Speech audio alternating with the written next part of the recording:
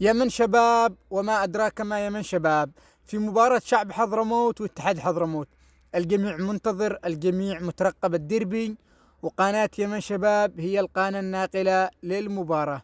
ولكن يعني لأول مرة في التاريخ أو في تاريخ البشرية أو في تاريخ العالم قناة رياضية تنقل مباراة وفي وسط المباراة تسوي إعلانات يعني تكون في هجمة لشعب حضرموت أو هجمة لاتحاد حضرموت، والقناة تسوي لك إعلان. هذه ما قد حصلت لا في الصومال ولا في الهند ولا في باكستان ولا في بنغلاديش، ما قد حصلت في العالم كامل.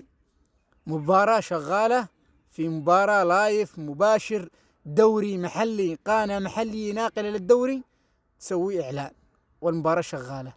أقلش انتظروا يروح الشوط الأول أو في إصابة للاعب أو توقف اللعب لظروف، سووا إعلان. أما تسوون إعلان والمباراة شغالة، والإعلان على إيش؟ إعلان رز محمود ولا إعلان حفاضة بيبي؟ يعني قدها والله خاربة من البداية، من أول جولة إعلانات رز محمود وإعلانات حفاضة بيبي. والله الدوري خارب من البداية. مع السلامة.